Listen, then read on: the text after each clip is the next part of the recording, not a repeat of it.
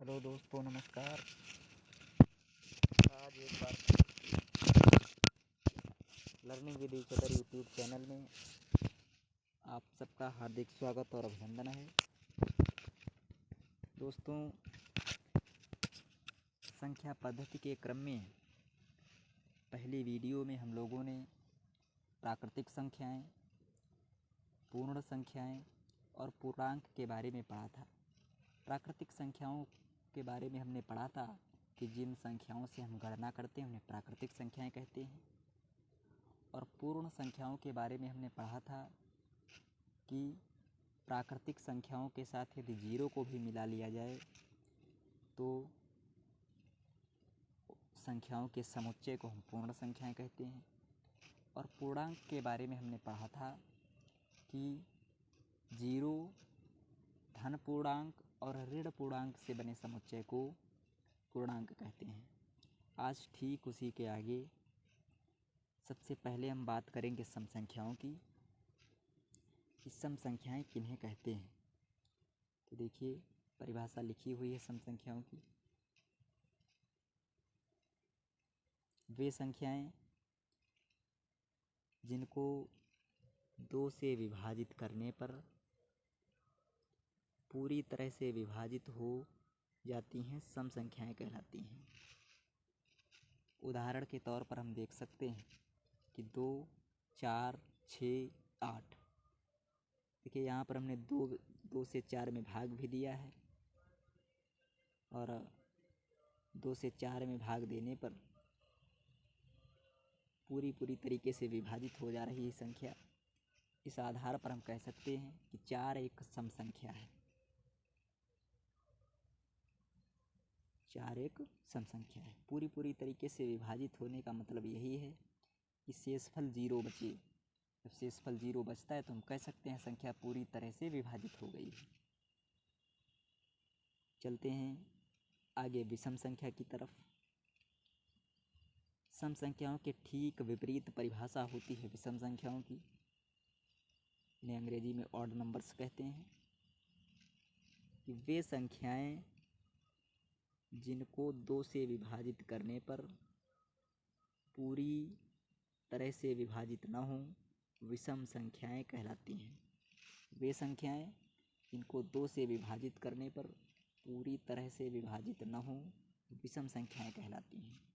सम संख्याओं में था कि पूरी तरह से विभाजित हो जा रहे हैं, लेकिन यहाँ पर कि 2 से पूरी तरह से विभाजित ना हो, मतलब कुछ न कुछ शेष अगर बच रहा है 2 से भाग देने पर, तो वह संख्या विषम संख्या हो जाती है।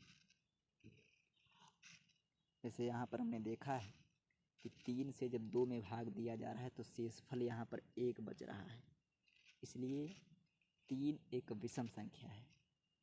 ठीक, तो सम संख्या हो गई और विषम संख्या हो गई। चलिए हम चलते हैं आगे भाज्य संख्याओं की तरफ। भाज्य संख्याएं कौन सी होती हैं? भाज्य संख्याओं को अंग्रेजी में कंपोजिट नंबर कहते हैं।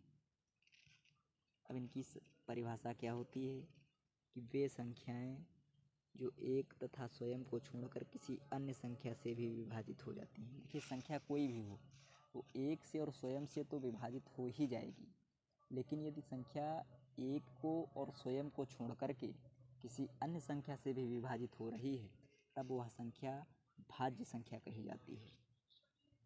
उन्हें भाज्य संख्याएं कहते हैं। देखिए, 4 है, 6 है, 8 है, 9 है, 10 है, 12 है। अब यहाँ पर हमने 1 भी नहीं लिया, 2 को भी नहीं लिया और 3 को भी नहीं लिया। देखिए, एक संख्या को न तो हम भाज्य संख्या मानते हैं न अभाज्य। एक नियम के तौर पर हम लिख सकते हैं कि एक न तो भाज्य संख्या है और न अभाज्य संख्या है। ठीक, अब बात हम करते हैं 2 की। तो 2 को हमने नहीं लिया यहाँ पर। 2 केवल 1 से विभाजित हो जाता है, 2 से विभाजित हो जाता है, लेकिन 2 अन्य किसी भी संख्या से विभाजित नहीं होता है, इसलिए 2 भाज्य संख्या नहीं है। 3 भी इसी तरीके से है, 1 से विभाजित हो जाएगा, 3 से विभाजित हो जाएगा, लेकिन अन्य किसी संख्या से विभाजित नहीं होगा। इस आधार पर हम 3 को भी भाज्य संख्या में नहीं ले सकते हैं।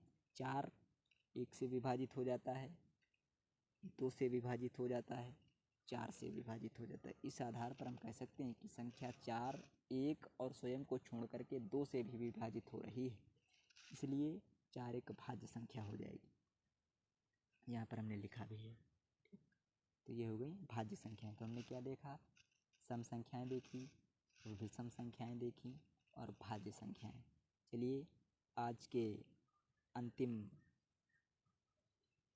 परिभाषा अभाज्य संख्याएं, इन्हें प्राइम नंबर्स भी कहते हैं। अभाज्य संख्याएं भाज्य संख्याओं के ठीक विपरीत होती हैं। देखिए इसकी परिभाषा क्या लिखी हुई है कि वे संख्याएं जो स्वयं तथा एक से तो विभाजित हो जाती हैं परंतु अन्य किसी संख्या से विभाजित नहीं होती हैं, अभाज्य संख्याएं कहलाती हैं। जैसे 2, 3, 5, 7, 11 इनकी भी संख्या अनंत तक होती है। देखिए यहाँ पर भी हमने एक को नहीं लिया, यहाँ पर भी एक को हमने इसलिए नहीं लिया कि एक न तो भाज्य संख्या है और न अभाज्य संख्या है। ठीक, अब 2, देखिए 2 केवल 1 से विभाजित होगी और 2 से विभाजित होगी, इसके अलावा अन्य किसी भी संख्या से विभाजित नहीं हो सकती है, इसलिए 2 एक अभाज्य संख्या है। 3 को देखिए, 3 भी केवल 1 से विभाजित हो जाएगी और 3 से विभाजित हो जाएगी, अन्य किसी भी संख्या से विभाजित नहीं होगी, इसलिए 3 भी एक अभाज्य संख्या है। इसी तरीके से 5 है, 7 है, 11 है, अनंत तक जो भी संख्याएं केवल स्वयं और 1 से विभाजित होती हैं वो सभी संख्याएं अभाज्य संख्याएं कही जाती हैं। ठीक, तो ये हो गई।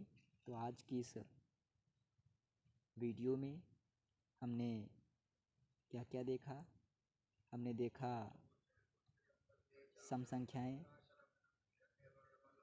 हमने देखा विषम संख्याएं और हमने क्या देखा, हमने देखा भाज्य संख्याएं और इसी के साथ में हमने देखा अभाज्य संख्याएं।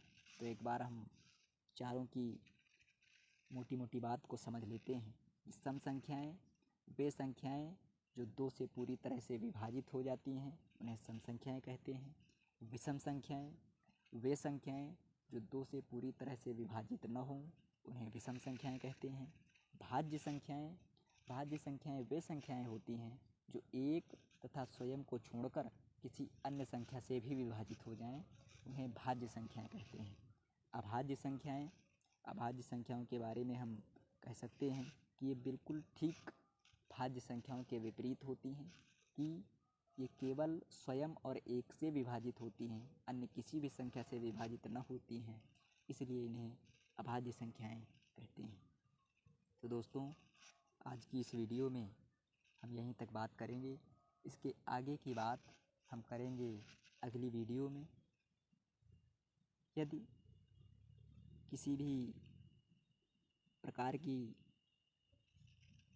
संख्या पद्धति का भाग 1 और ये जो है संख्या पद्धति का भाग 2, अगर किसी को किसी भी प्रकार की दिक्कत है तो आप कमेंट बॉक्स में लिख सकते हैं, उसका हल आपको अगली वीडियो में ज़रूर मिलेगा। इसी के साथ अब हम बात करेंगे अगली वीडियो में, तब तक के लिए धन्यवाद।